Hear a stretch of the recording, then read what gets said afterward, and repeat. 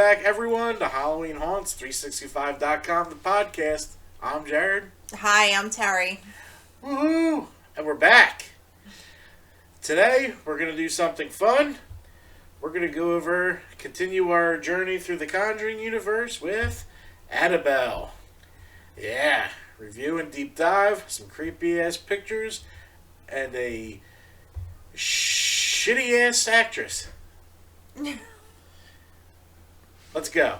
Alright, but first, we got to do our homework. We got to talk to Jimmy J about the Friday the 13th mini-con, May 13th to 14th. Yes. Oh, I know. Oh, Where's it at? Blairstown. Blairstown Diner? Yeah? Yeah. Here's Jimmy J. Friday the 13th weekend, May 13th and 14th, it is all going down right here on the grounds of the Blairstown Diner. Lauren Marie Taylor, Ron Milkey, Ron Sloan, Debbie Voorhees, Tracy Savage. I mean, we have a lineup of guests coming out for the weekend. And not only are we celebrating Friday the 13th, but we are celebrating 13 Fanboy. And with that being said, we have the lead actress, Haley Greenbauer herself, making her way to Blairstown. This is history in the making, folks. Get your tickets now. F13 Minicon.eventbrite.com. That is F13 Minicon.eventbrite.com. Jason's here early. Folks, like I said, it's going to be a killer weekend in Blairstown, going down at the iconic Blairstown Diner. Be a part of the history in the making. We'll see you there.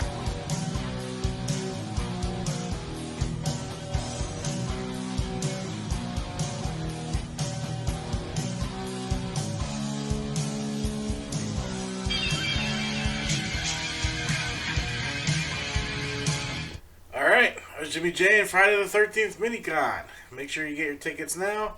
F13eventbrite.com. We'll also have a link in the descriptions. Also, got some haunts opening. Yes, but I had a thought. What's this? We're heading up to North Jersey or Brighton on May 14th. That's true. We should do a pit stop, but Stacy and Bruce will be with us. Well, I don't know if Stacy will be with us, but do you think Stacy can handle that? I don't think I can with Jason there, but I'm going to try it. Cosplayers, it's not a haunt or anything. It doesn't matter. I don't like him. I don't know. We'll see. I mean, I don't know how far off the track it is, but that's a thought. We could just grab dinner before we go to the haunt. Somewhere. Let's see how everything. We're coming back from Vegas. I know. Calm down. All right. It's just a thought. Just throwing that out there. Okay, good. We have Feel the Screams open March 12th. We will be in attendance. Yes, we will. I'm excited. Yes. Gonna make a weekend out of it. So if you guys have anything cool to do at Lancaster like Friday night, Saturday morning, let us know and we'll see you there. Let's check out their advertisement.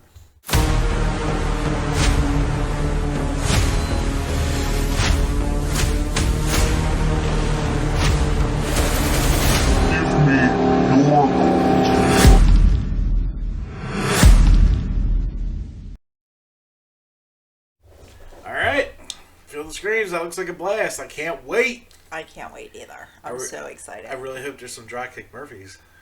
I hope so. Yeah, me too. We'll see. I'm sure there will be Irish theme music everywhere. But they're not alone. Open March 12th. Is Brighton. Brighton Asylum. Let's hear from them.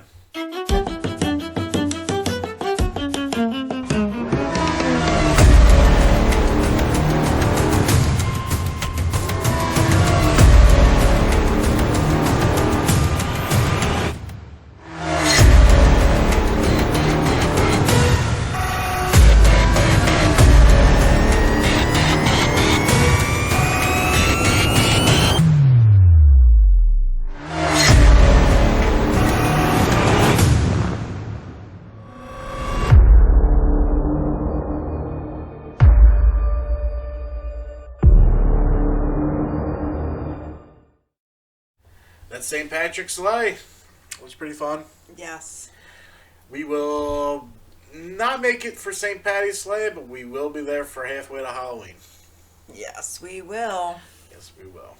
We would not miss it. Today, Annabelle. Let's get into it a little bit.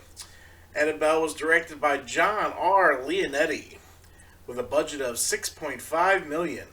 The movie grossed $257.6 million. That's insane. Hey, people are eating Like- up this Conjuring. It ranked a 5.4 out of 10 on IMDb, 29% on Rotten Tomatoes, and 37% on Metacritic. Pretty cool, huh? It is pretty cool. We'll start with the cast this time. We have Annabelle Wallis as Mia Form, and the worst thing that ever happened to the Conjuring universe. I didn't like her either. She was terrible. You want to talk about personless acting? What the fuck was she doing? You couldn't tell if she was scared, a bitch, stuck up, or there was no facial expressions. Yeah, she was very blah. The husband did a great job. The neighbors did a great job. Everyone did a good. She ruined this movie. We have Ward Horton as John Form, Alfred Woodard as Evelyn, Tony Amendola as Father Perez, Carrie O'Malley as Sharon Higgins, Brian Howe as Pete Higgins, Eric Layden as Detective Clarkin, Ivor Broger as Dr. Berger, Gabriel Bateman as Robert, Shiloh Nelson as Nancy, Geoff Wiener as the neighbor, Tree O'Toole as Annabelle Janice Higgins, Keira Daniels as 7-year-old Annabelle Higgins, Robert Pearson Rose as the mother, Camden Singer as the clerk, Morgana May as Debbie, Amy Tipton as Camila, Zach Pappas as Rick, Sasha Sheldon as the nurse, Christopher Shaw as Fuller, and Joseph Bishara as the demon. So, how this movie takes place is in Santa Monica, California. John Form, a doctor still in school to be a doctor, presents his expectant wife, Mia, with a rare vintage porcelain doll as a gift for their first child, which is to be placed in the collection of dolls in the Form's nursery. That night, Mia Form is disturbed by the sounds of her next-door neighbors, the Higgins, being murdered during a home invasion. John goes to investigate and returns covered in blood, telling Mia to call the police. While John goes back to investigate again, Mia hears a woman's voice from the nursery and is attacked from behind by a man who stabs her. John rushes in and fights the man, but he is overpowered and knocked unconscious. As the man tries to stab Mia again, the police arrive just in time and shoot him dead, while the woman commits suicide by slitting her throat inside the nursery while holding the Annabelle doll. It was a cult. A cult attack, like the 1950s California, 1960s California. It was a weird place. Yes. There's a lot of cults. Of course, Charlie Manson led the most notorious. So I like how they kind of brought that aspect into the story about how Annabelle, but we already know Annabelle was cursed before that. Right. So, news reports identify the assailants as the Higgins' estranged daughter, Annabelle, and her unidentified boyfriend, both of whom are members of the Disciples of the Ram. In the following days following the attack, a series of paranormal activities occur around the Forum's residence. Afterwards, Mia gives birth to a healthy baby girl, whom Mia and John decide to name Leah. The family moves to an apartment in Pasadena, and after finding the doll that John had previously discarded in one of the boxes, another set of paranormal events plague Mia and Leah. Yeah. The next night, Mia is haunted by a malevolent presence in the apartment. She believes it to be Annabelle's ghost after she encounters a dark and terrifying figure in the building's basement. We'll get back to that scene. The demonic figure begins pursuing her before she escapes by running out the emergency exit and ascending the stairs. Mia calls back Detective Clarkin to gather more information about Annabelle and her cult and learns that the cult mainly summons supernatural beings.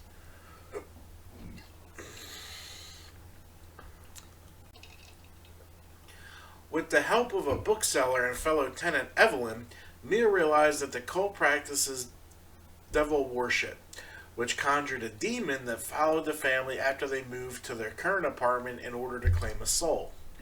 Upon returning home, Mia and Leah are attacked by the demon who reveals itself while manipulating the doll. Terrified and worried for their daughter's safety, Mia and John contact the parish priest, Father Perez. He informs them that the demons sometimes attach themselves to inanimate objects as an advantage so as to accomplish their goals, and that a human soul must be offered for a purpose. Without any hopes of exorcising the demon out of the doll, Father Perez decides to take it away and seek help from the Warrens for further investigation. However, before he can enter the church, the demon impersonating Annabelle's spirit attacks him and grabs the doll. Father Perez is hospitalized as a result, and when John checks on him, he warns that the latter that he has sensed the demon's powerful presence and its true intention is to claim Mia's soul. He can have it. She was terrible. John immediately calls Mia to warn her and urges her to leave the apartment, but she doesn't get the message due to static interference. The same night, the demon uses Father Perez's vehicle for him to sneak into the apartment and abduct Leah from her mother. Her mother's soul. No, that was an exchange. They worded that wrong. They took the baby to try and steal Mia's soul. Right. That's not what that says. They didn't talk about the exchange. Oh, okay. They kind of skipped over that. As messages with her soul appeared on the windows and on the ceiling. To spare her daughter, Mia attempts to jump out of the window with the doll, but John arrives just in time along with Evelyn to stop her. Evelyn decides to jump in Mia's place instead as atonement for causing a car accident to result in the death of her daughter, Ruby, years ago. While Evelyn lays dead, the doll disappears. Mia and John mourn Evelyn's sacrifice to protect the forms from Evil. Evil. Shit gets in your mouth. But they decided to return at their peaceful life. 6 months later, the doll is bought from an antique shop by a mother as a birthday gift for her daughter who is a nursing student. Which brings us back to the beginning of the movie. Correct. I've enjoyed this movie. It's not one of the best out of the series, mainly because that mom, the wife, was terrible. And she had no facial, like you said, no facial expressions. Nothing. She had monotone. Mm-hmm. It was worse than the chick in your Diamond Vampire bullshit movies. Twilight. Ugh. But I mean, it was a cool movie. It's a cool idea. Demon was a little not really that scary. I think they could have upped the demon a little bit. Yeah. But it was a cool tale. We're gonna get into the scoring now. So for cast, we're gonna do, and this sucks because there were some good actors in it, but 3 blood splats. Yeah. 3. It just. Mm-hmm. I was to a 2, but Evelyn was a really good actress. I liked her. And the cult guys were crazy looking. That was great. Mm-hmm. Definitely. It was such an intense scene that it really. I would watch this movie a couple more times just because of that scene. It was a good movie. It just, I wish they had a different person. Yes. Different actress. Yeah, different actress instead of her. Yep. Next up on the thing, Fear Factor. We're going 4 blood splats. Yes. They missed the boat on a couple jump scares that really would have happened. Like, they had the plain ones where there was none and you were expecting, but there was too many of them. They could have thrown another one and really got you. But we'll get to Terry's jump scares. But I was on the border for line for 5, because this did have some creepy-ass scenes. So, let's move on to the next one. We have special effects. 3 stars. A lot more could have been done. And the demon looked bad. Yeah. And all that stuff. So, really, it is what it is. They could have worked on that. Yeah. I mean, I know the budget was only $6 million, but you could have did a little better. Next on the board, the score, also known as the music. Very basic for your horror movie. There Typical. was nothing that reached out. typical James Wan fashion, but not as good. Yeah. Yeah. So, I mean, like, really, it was basic, so we're going to stick with a 3. Plot, I'm going 5. I like the cult story. I like the Annabelle possession story. I like the woman jumping out of the window to save the baby story. Yes, I liked how it's, And from the beginning to the end, it tied everything together. All made sense, all added up. They didn't leave anything out. I really enjoyed it. I'd still watch it again. Oh, yeah. Yep. And so, with all the math and everything, that brings us to a 3 overall. The actress really tanked this for us. I mean, it was almost unbearable whenever she was on screen. She did not add to the intensity of this movie. No. I started to. Like, she had the same look on her face when she came home from the hospital and had the baby that she had when the fucking cultists were in there trying to kill her. Yeah. Same facial expression. Like, what are you doing? Are you drugged? It's terrible. Terrible, terrible, terrible. But we're going to move on to one of my new favorite segments. And that's going to be...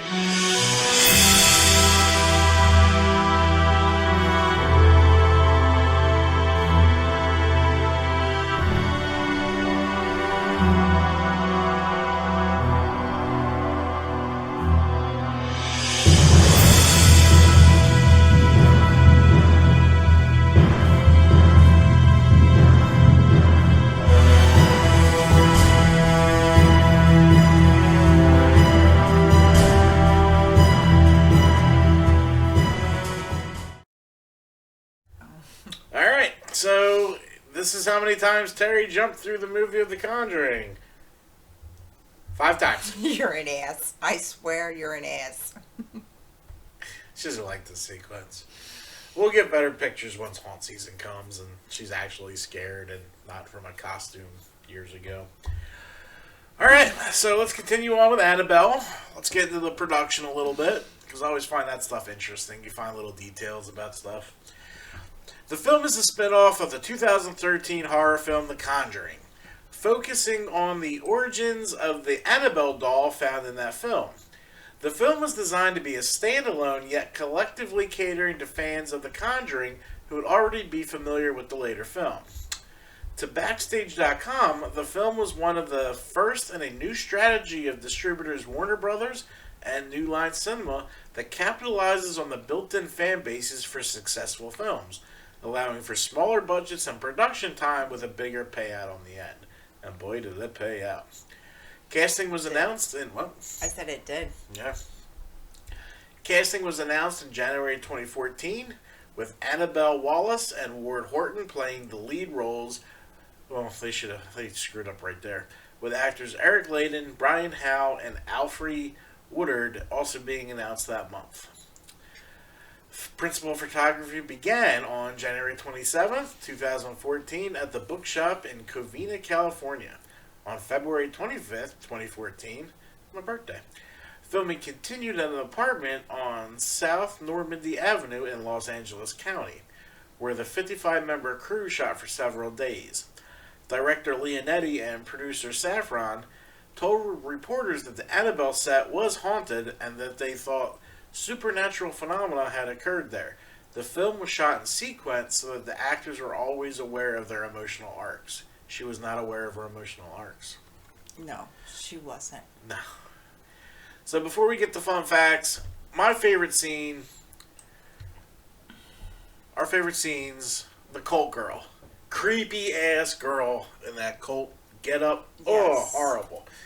The cult fight scene was intense, scary, because they just break in after killing your neighbors, and cult people freak me out. They do. It's one of my biggest fears. Elevator scene was pretty good. We'll get more into that with the haunt scenes. Okay. All the furniture was flipped over, proving that she wasn't lying. That she wasn't going crazy. And then all the dolls were broken. I couldn't believe that. That was so sad. What are you going to From do? somebody that collects porcelain dolls. I know. Alright, so we like to add some haunts in there because that's what we do. We're a haunted attraction website. For what I had was there was a stroller, a black stroller that moved slowly on its own. That was scary. That was. I could see that rolling past the walkway when you had to walk past. Right. I mean, it gave me images of the Dream Child. As you can see, we're renovating again because I can't keep pictures on the fucking wall.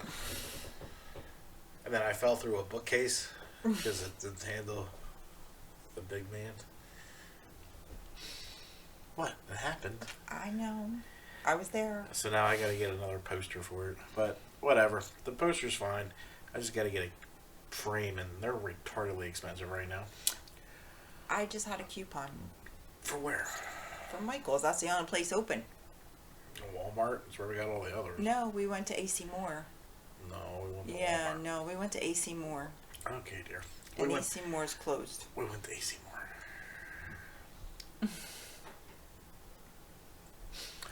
All right, so I also like the elevator scene. yes. Now you couldn't do what they did in the movie in a haunt because it would take too long. Right, But but what you could do is have a guy at the end of the hallway with a slow flashing light out there, and every flash, the door shuts, opens, he's a little closer. Shuts again, opens, he's a little closer. Shuts again, opens, he's in your right there. face. I think that would be awesome. We've seen that in Shocktoberfest, in that room with the barrels, oh yes. where like he was all the way at the end, the light would blink, come back on, he was That's closer. right. I forgot about that. Yeah, but I think the elevator door would add tension. Right. And then I Want Your Soul scribbled over everything in crayon. That was horrifying. That was cool though. It was cool. It was cool. It would look cool in a haunt. And cheap to do, it's crayons.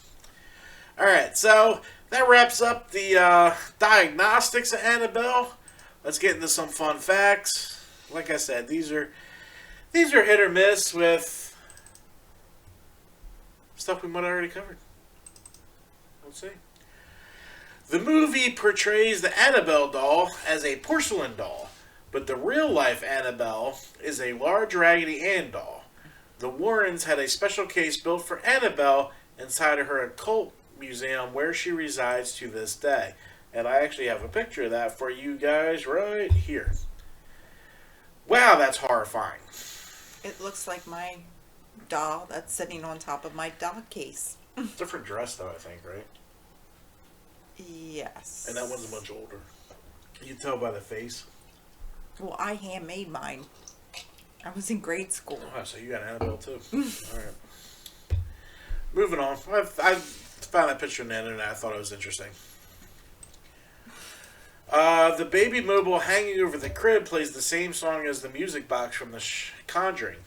I did notice that. I did not notice that. Ellen DeGeneres lived in the apartment used in the movie. While promoting Annabelle in her show, Shia LaBeouf, Gina Rodriguez, and Megan Trainor, she explained that the apartment in the movie was my first apartment that I moved to in LA. That was the building I lived in. Where they shot the movie, I was watching it going, that looks familiar. And it was my building. And it was scary back then too. If you're an Ellen fan or... Yeah. Don't really care. The real Annabelle doll was given to Donna, a college student at the time, by her mother in 1970. She and her roommate Angie noticed the doll would move subtly, then within a few weeks became fully mobile, moving from one room to another while they were gone. The elevator scene was directed by James Wan. Yeah, probably. Alfre Woodard hadn't seen The Conjuring before she began working on the film. Instead, she prepared by researching a alleged true story that inspired the film. Unlike The Conjuring, which purports to be based on true events, the prequel is a completely fictional narrative of the previous owner of the doll before it was given to the nurses shown at the beginning of The Conjuring, and reprised in the prequel. The only theory as to the origins of Annabelle comes from a medium the nurses hired who claimed that Annabelle Higgins had been a child in the 1860s whose body was found in a field which the house now accompanies. Huh. Interesting. Mm-hmm. A 1963 episode of The Twilight Zone titled The Twilight Zone Living Doll, 1963, involves a talking doll given to a young girl by her mother. The doll's innocent vocabulary soon takes a sinister tone, especially towards the girl's cruel stepfather. The girl's mother is named Annabelle. I vaguely remember that. I've seen every episode of The Twilight Zone. Yeah, I love that. it was good. It was a good show. The characters named Mia and John refer to lead characters in Rosemary's Baby, 1968. Mia Farrow and John Cassavetes. This movie is also about a young, well-to-do couple in a luxury apartment having a baby in combination with Satanists going for mother and child. It's true. Yes. The frequent noise of the neighbors in an adjacent apartment is a nod to the same movie. Mia shouts Leah 89 times throughout the film, breaking the record of saying a character's name repeatedly in a movie. There you go. There's a drinking game. Yeah. Every time they say Leah. Coincidentally, Annabelle's the first name of the actress who plays Mia. Yeah, I thought that was pretty funny. Yes. Morgana Bridgers, Zach Pappas, and Joseph Bishara are the only actors to return from the previous film. May and Pappas reprised the roles of Debbie and Rick, respectively, while Bishara, who portrayed Bathsheba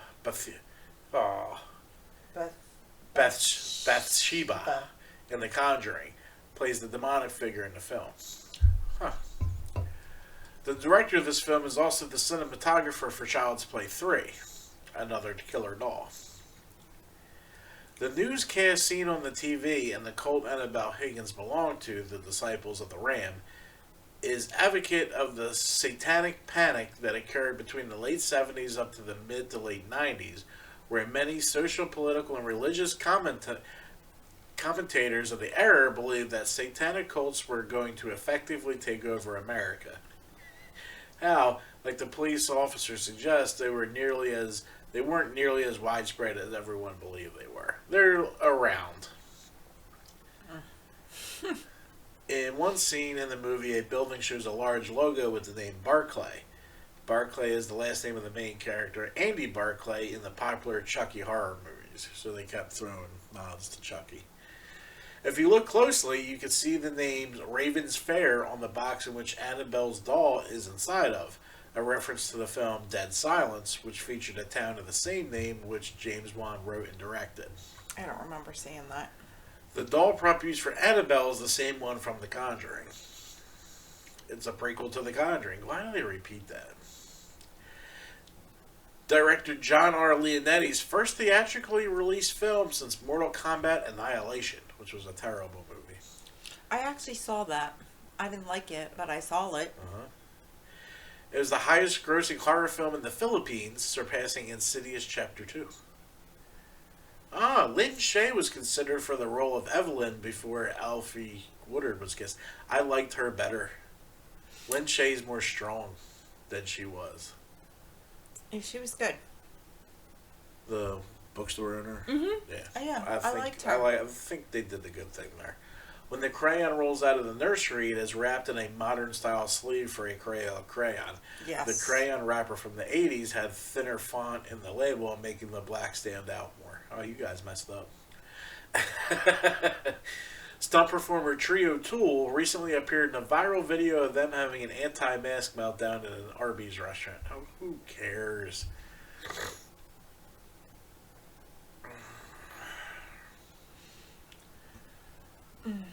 When Mia goes through labor, the woman who came to the Warrens with the Annabelle doll is the one carrying the newly delivered baby. Huh. That's pretty cool. That's all the fun facts. I mean, they had some stuff I didn't know. Yes. So, it wasn't a total miss for this one. No, like I said, I would watch it again. Yeah. Good movie. It adds to the Conjuring universe, which is slowly building to be one of the popular ones. Next, we get to do The Conjuring. I know. I fucking love The Conjuring. I love that movie. So good. Well, you got anything else? I don't. Any news? Any stuff you No. look forward to? I'm looking forward to Haunts. Yeah, I know. We got one in March 12th. I know. It'll be here before we know it. Yes, it will. What's it, like 2 weeks away? Yes. Yep. You'll have fog in your lungs. Yeah.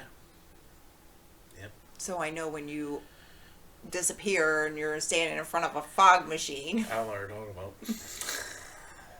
Well, guys, thanks for coming by. Make sure you like, subscribe, check us out on Anchor or Spotify or Apple iPad or whatever the hell you got. Whatever Apple thing. What? Whatever they listen to on podcasts. Podcast. That's the word I'm looking for. Podcast. It's right there. It says the podcast. Yeah. Oh, that's all I have for you today at Halloween Haunts 365.com, the podcast where every day is haunt season. Goodbye. Bye.